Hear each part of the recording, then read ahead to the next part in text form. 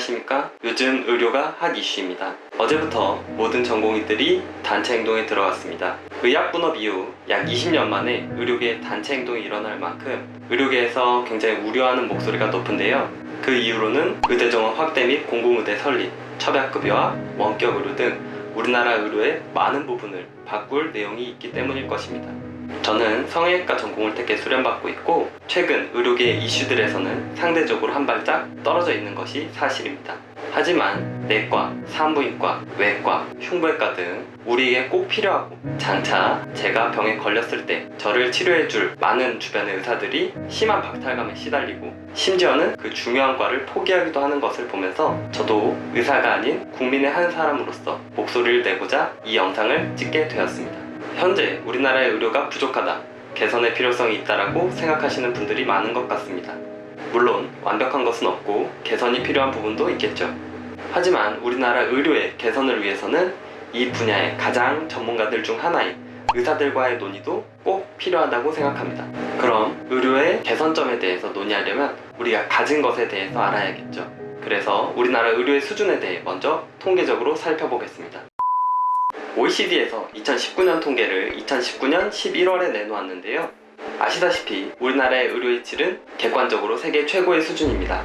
OECD 리포트에 나오는 주요 사망 원인들을 가지고 살펴보면 먼저 암입니다. 전체 암 사망률에서 우리나라는 6위에 올라있어요. 잠깐 살펴보면 암 사망률에서 우리보다 위에 있는 나라는 멕시코, 콜롬비아, 브라질 같은 나라들이 있죠. 이 나라들은 암으로 사망하기 전에 다른 이유로 먼저 사망할 가능성이 상대적으로 훨씬 높은 나라들입니다. 멕시코의 기대 수명은 75.4년으로 우리나라에 비해 7년이나 낮습니다. 콜롬비아, 브라질 등도 거의 비슷한 기대 수명을 가지고 있죠. 구체적으로 우리나라는 폐암은 세계 3위, 대장암은 세계 1위, 직장암은 세계 1위, 위암도 세계 1위의 5년 생존율을 자랑하고 있습니다. 암에 대해서는 굉장히 훌륭하죠. 돌연사의 대표 질환이자 선진국에서 가장 많은 사망 원인을 차지하고 있는 순환계 질환에 대해서 보겠습니다. 즉, 심장질환과 뇌혈관 질환이죠. 2017년 OECD 통계에서 심장 발작 및 허혈성 심질환 사망률에서 우리나라는 일본에 이어 세계에서 두 번째로 낮은 사망률을 보이고 있습니다. 뇌혈관 질환의 경우 약간 낮지만 그래도 OECD 평균보다는 훨씬 낮은 사망률을 보이고 있죠. 그럼 건강 수준의 향상을 측정하는 대표적인 지표인 영아 사망률에 대해서 보겠습니다. 우리나라의 영아 사망률, 즉 출생 후 1년 이내에 사망한 아이의 수를 이야기하는 것인데요. 우리나라의 영아 사망률은 2.7로 OECD 평균보다 우수하죠. 또 하나 눈여겨볼 것이 저체중아의 출산이 우리나라는 세계에서 가장 많이 증가한 나라인데요.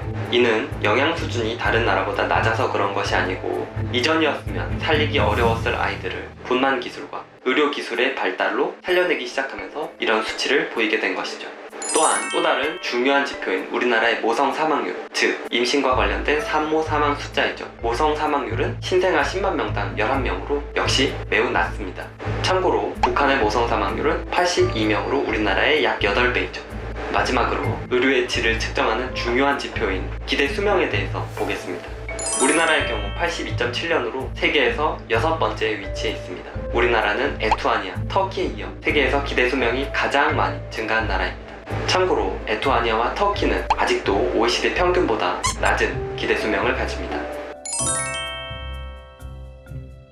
지금까지 우리나라의 의료 질에 대해서 살펴보았는데요. 보시다시피 우리나라의 의료의 질은 세계적으로 이미 높은 수준입니다.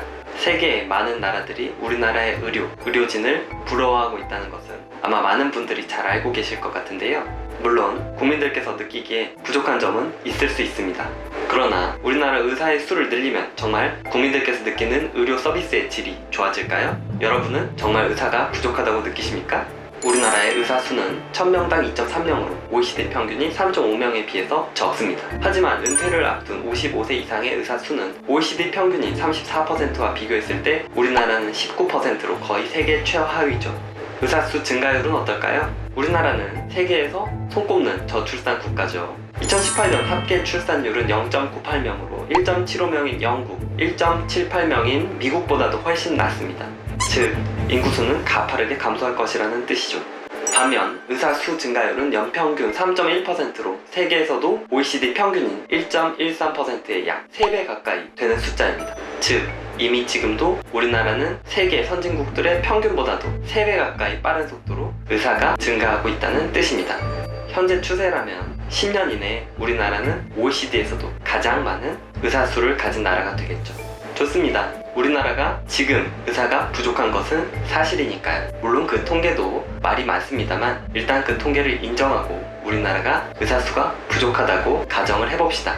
우리는 정말 실질적으로 의사를 만나기 어려울까요? 의사 수가 아무리 많으면 뭐 하겠습니까? 실제 진료를 보는 것이 중요하지. 프레이저라는 캐나다 리서치 기관의 통계를 보면 공공의료의 대표격인 캐나다의 경우 전문의 진료 한 번을 보기 위해 20.9주, 일 아닙니다. 주입니다. 20.9주를 기다리는 것으로 나와 있습니다. 굉장하죠. 정형외과 수술을 받기 위해서는 대략 39주를 기다려야 합니다. OECD 통계를 볼까요? 또 다른 공공의료제도의 대표인 영국은 무릎 치환술 한 번 받기 위해 평균적으로 117일을 기다려야 하죠. 나이 들면 누구나 생기는 백내장은 어떨까요? 북유럽의 복지국가 스웨덴은 57일, 영국은 62일을 평균적으로 기다려야 합니다. 우리나라의 경우 거의 바로 당일 수술이 가능한 병원도 많이 있죠. 올해 나온 OECD 의료 대기 관련 보고서에도 한국은 의료 대기가 거의 없는 것으로 취급되고 있습니다. 우리나라 사람들은 결코 의사를 조금 보는 편은 아닙니다. 2016년 국민건강보험공단 통계에 따르면 우리나라의 연간 의료기관 방문 횟수는 연 20.3일로 높은 편이며 의사 진료 횟수 또한 16.6회로 OECD 국가 평균 7.1회에 약 2.5배나 됩니다. 그럼에도 불구하고 진료의 질은 결코 낮지 않은데요. 우리나라 의사들이 평균적으로 진료에 소비하는 시간에 대해 80.8%의 환자가 충분하다고 답했습니다. 3분 진료라고 말이 많지만 비슷한 숫자의 의사 1인당 진료 건수를 기록하고 있는 일본의 42.1%와는 비교도 할 수 없는 숫자죠. 일본은 42.1%의 환자만이 진료 시간이 충분하다고 느꼈다는 겁니다. OECD 보고서에도 일본의 경우 환자가 너무 많아서 의사들이 진료 충분한 시간을 할애하지 못했다. 그러나 OECD에서 가장 진료 건수가 많았던 한국의 경우 상당히 많은 환자들이 진료 시간이 충분하다고 답했다는 것입니다. 참고로 우리나라의 의사 1인당 연간 진료 건수는 약 6,500건으로 OECD에서 가장 많은데요. 이는 OECD 평균인 2,500건의 약 2배를 훨씬 넘는 숫자입니다. 자, 그러면 의사를 많이 뽑으면 의사들도 일 좀 편하게 하고 좋지 않느냐 하는 분들이 많은 것 같은데요. 이에 대해서는 나중에 한번 다시 얘기해 보도록 하겠습니다. 다음 영상은 모든 부분의 핵심이 되는 의료에 사용되는 자원, 쉽게 말해서 돈과 의료보험 재정입니다. 또한 더불어 외국의 의료 상황에 대해서도 얘기해 보도록 하겠습니다. 감사합니다.